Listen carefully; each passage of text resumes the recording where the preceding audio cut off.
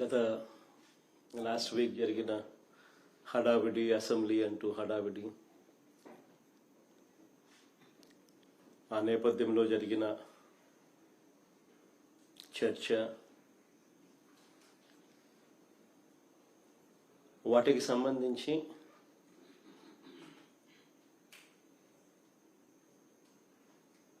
The so called Amaravati అని చెప్పి చంద్రబాబు నాయుడు చేస్తా ఉన్న డ్రామాకు సంబంధించి నాణ్యానికి ఇటువైపున రెండవ సైడ్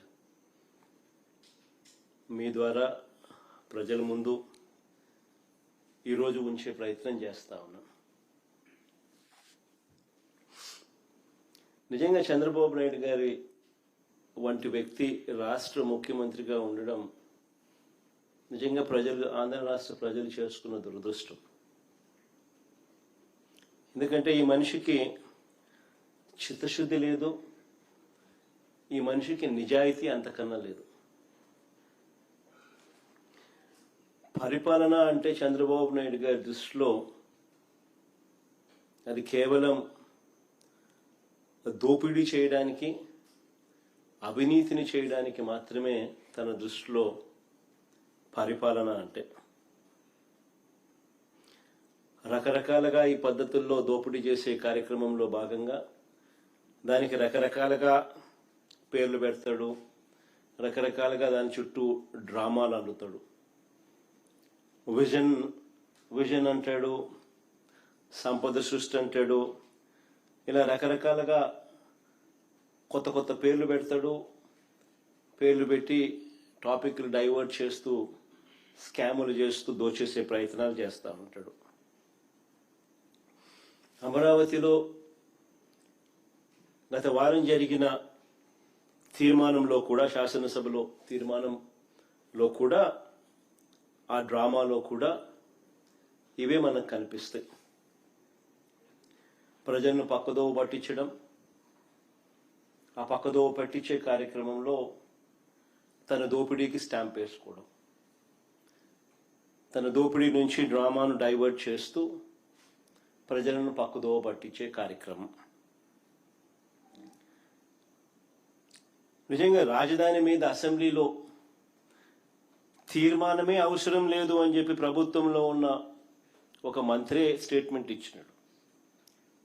పార్థసారథి అనే వీళ్ళకు సంబంధించిన మంత్రే స్టేట్మెంటే ఇచ్చాడు, రాజధాని మీద అసెంబ్లీలో తీర్మానమే అవసరం లేదు అని చెప్పి.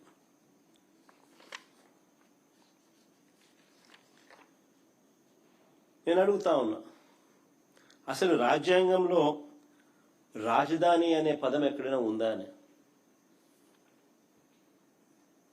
రాజ్యాంగంలో ఎక్కడ రాష్ట్రాలకు సంబంధించి రాజధానులు అనే పదం ఎక్కడా లేదు.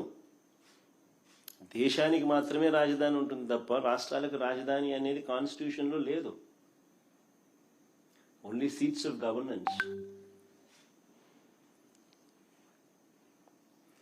ఈ ఫ్యాక్ట్ నిజంగా కూడా ఎవరు కూడా మర్చిపోకూడదు. సాక్షాత్తు కేంద్ర ప్రభుత్వం కూడా రాజధాని రాష్ట్రాల ఇష్టం అంటూ అధికారికంగా వీళ్ళు మన ఏపీ హైకోర్టులో కౌంటర్ అఫిడవిట్ కూడా దాఖలు చేసినారు. కేంద్ర ప్రభుత్వం ఆంధ్రప్రదేశ్ హైకోర్టులో ఒక కౌంటర్ అఫిడవిట్ కూడా దాఖలు చేసినారు. ఈ మేరకు రాజధాని విషయంలో కేంద్ర ప్రభుత్వానికి ఎలాంటి పాత్ర లేదు అని కూడా ఆ అఫిడవిట్లో వాళ్ళు పేర్కొన్నారు. మన కళ్ళ ఎదుటే 2000 సంవత్సరంలో కేంద్రం కొత్తగా 2000 సంవత్సరంలో ఉత్తరాఖండ్, జార్ఖండ్, ఛత్తీస్గఢ్ రాష్ట్రాలను కేంద్రము తీసుకొచ్చింది. మన కళ్ళ ముందునే 2000 సంవత్సరంలో ఆ రాష్ట్రాలకు రాజధానులు ఎలా వచ్చాయి? కేంద్రం ఏదైనా డిసైడ్ చేసిందా? కేంద్రం నిర్ణయించలేదే. ఆయా రాష్ట్రాలు వాళ్ళు నిర్ణయించుకున్నారు. మరి ఎవరికి వర్తించింది? కేవలం మనకు మాత్రమే ఎందుకు వర్తిస్తా ఉంది, ఎలా వర్తిస్తా ఉంది?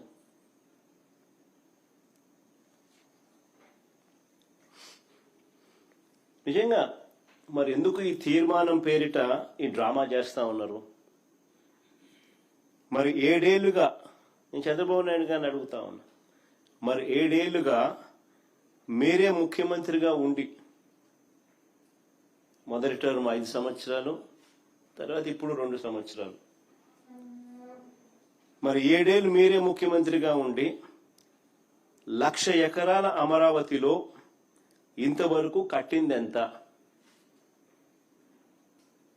1,00,000 ఎకరాల అమరావతిలో ఈయన 7 ఏళ్ళు ముఖ్యమంత్రిగా ఉంటూ అమరావతి అనేది తన పెట్ ప్రాజెక్ట్ అంటూ తాను నినాదమిస్తూ తాను ఇంతవరకు కట్టింది ఎంత? నిజంగా సెల్ఫ్ ఫైనాన్స్ ప్రాజెక్ట్ అయిందా ఇది? నిజంగా అమరావతి అని సెల్ఫ్ ఫైనాన్సా? ఈయన డబ్బా కొడతానట్టుగా కొట్టినట్టుగా? ఏ దేశం పోతే ఆ దేశం బొమ్మలు ఈయన చూపిస్తాడు. ఏ దేశం ఈయన పోయినా ఆ దేశం బొమ్మలు చూపిస్తాడు. చూపించి అదిగో ఇదే అమరావతి అని అంటాడు. మరి ఎంతవరకు వచ్చిందని అడుగుతా ఉన్నా. ఆ దేశాలు ఇక్కడ ఏమైనా కనపడుతున్నాయా? కనీసం భూములు ఇచ్చిన రైతులకు చెప్పిన హామీలైనా నెరవేర్చాడా ఈ పెద్ద మనిషి? మొదట తీసుకున్న 50,000 ఎకరాల్లో,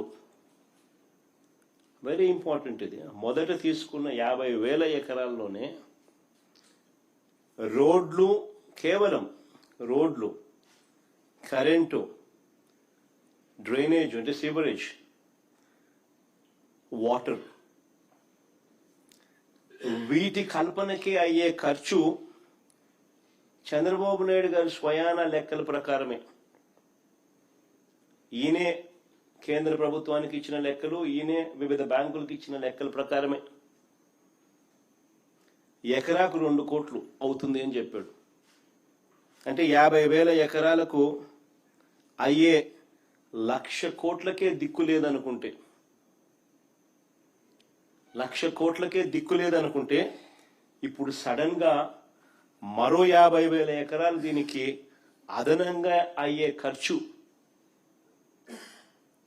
దీనికి సడన్ గా అదనంగా మరో 50,000 ఎకరాలు యాడ్ చేస్తున్నాడు. ఇంతకు ముందున్న 50,000 ఎకరాలు దానికయ్యే మళ్ళా అదనంగా మరో 1,00,000 కోట్ల రూపాయలు.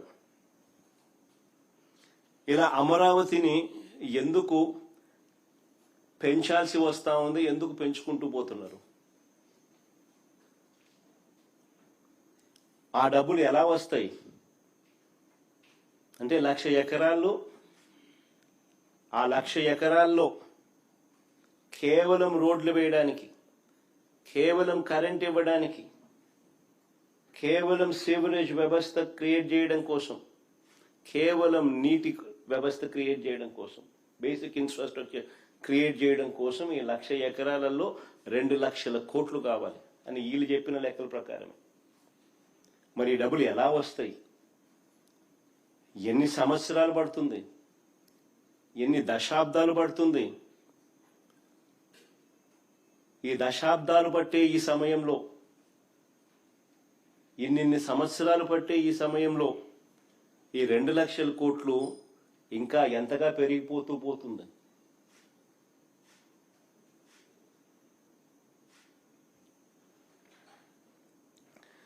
రెండు 2019కు ముందు ఈయనే స్వయంగా చేసిన మాస్టర్ ప్లాన్, 2019కు ముందు 50,000 ఎకరాలకు సంబంధించి బ్రహ్మాండమైన వరల్డ్ క్లాస్ రాజధాని ఇక్కడ వస్తా ఉందని ఈయనే మాస్టర్ ప్లాన్ తయారు చేసినాడు, మనందరికీ ఊదరగొట్టి,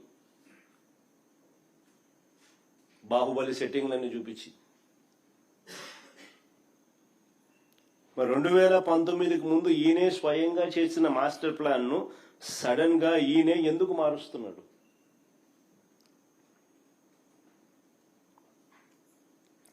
అప్పుడు ఇదే 50,000 ఎకరాల్లోనే బ్రహ్మాండమైన బెస్ట్ క్యాపిటల్ అని చెప్పి ఊదరగొట్టిన ఇదే వ్యక్తి ఈరోజు ఎందుకు మున్సిపాలిటీగా మిగిలిపోతుందని చెప్పి ఎందుకు అంటున్నాడు?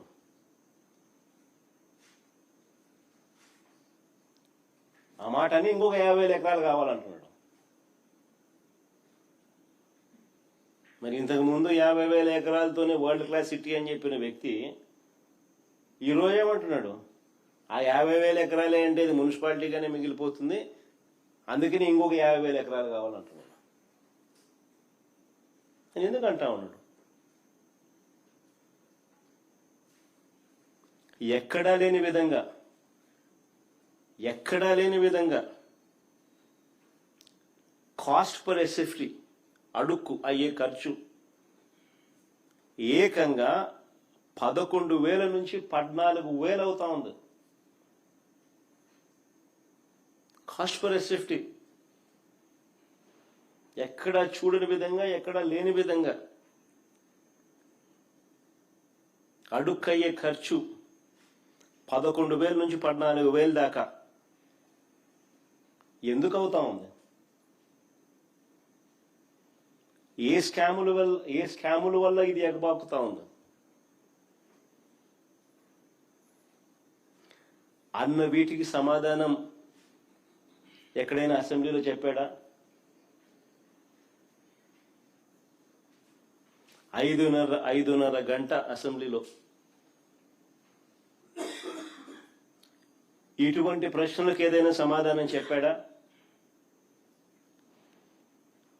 ఆ 5:30 గంటల సమావేశం కేవలం జగన్ను, వైఎస్ఆర్ కాంగ్రెస్ పార్టీని దుమ్మెత్తిపోయడానికి, బూతులు తిట్టడానికి మాత్రమే వాడుకున్నారు. రాజధాని పేరిట పట్టపగలు తాను చేస్తా ఉన్న దోపిడీ నుంచి ప్రజలను డైవర్ట్ చేసేందుకు ఈ డ్రామాకు తెరలేపాడు.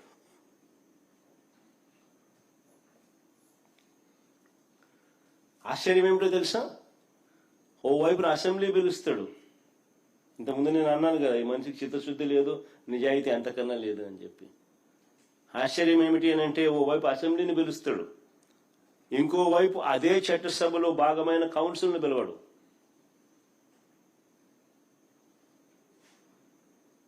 ఇంకోవైపు అదే చట్టసభలో భాగమైన కౌన్సిల్ని పిలవడు. ఎందుకు? కౌన్సిల్ని పిలిస్తే రాజధాని పేరిట చంద్రబాబు చేస్తా ఉన్న అవినీతి భాగోతాన్ని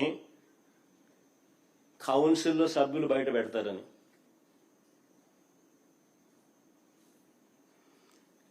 ఈయన బండారాన్ని అంతా కూడా వాళ్ళు కడిగి పాడేస్తారని.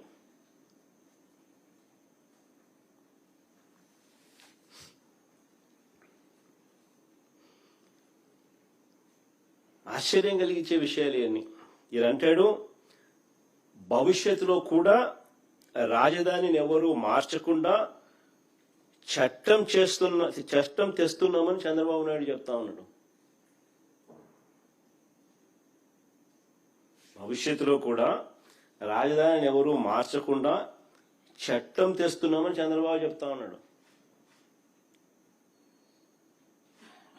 ఇలా అసెంబ్లీలో వీళ్ళు చేయగలేంది మళ్ళీ అదే అసెంబ్లీలో మళ్ళీ దాని మార్పులు చేయలేరా? చట్టాల గురించి మాట్లాడే ఈ వ్యక్తి చట్ట సవరణల గురించి మాట్లాడ్డా? తెలియదా ఈయనకేమన్నా? తెలుసు, కానీ డ్రామా. ఇంతకుముందు నేను చెప్పినట్టుగా ఈ డ్రామా అంతా ఎందుకు? తన అవినీతిని కప్పిపుచ్చుకునేందుకు డ్రామా. ఏ చట్టమైనా కూడా చట్టసభ ద్వారా చట్టం చేయగలుగుతుంది, చట్టంలో సవరణలు కూడా చేయగలుగుతుంది. ఇది అందరికీ తెలిసిన విషయాలే. 3 ఏళ్ల పిల్లోడు 6 ఏళ్ల పిల్లోడిని అడిగినా చెప్తారు. కానీ చంద్రబాబు నాయుడు ఏదో కొత్తగా ప్రజలకు తెలియనట్టుగా, దాన్ని పక్కదోవ పట్టించేట్టుగా, దాన్ని ఏదో విప్లవాత్మకంగా తీసుకొని వస్తానట్టుగా ఓ బిల్డప్, దానికి ఒక కథ, ఎందుకు అదంతా చేస్తా ఉన్నాడంటే తన అవినీతి నుంచి టాపిక్ డైవర్ట్ చేసింది. నేను సూటిగా చంద్రబాబుని అడుగుతా ఉన్నాను, 2014 నుంచి ఇప్పటి వరకు 12 ఏళ్ల కాలంగా, 2014 నుంచి ఇప్పటి వరకు అంటే దాదాపు ఆయన 5 ఏళ్ళు, మళ్ళీ మన మధ్యలో మా 5 ఏళ్ళు, మళ్ళీ ఇప్పుడు 2 ఏళ్ళు, దాదాపుగా 12 ఏళ్ళు కాలంలో మనస్ఫూర్తిగా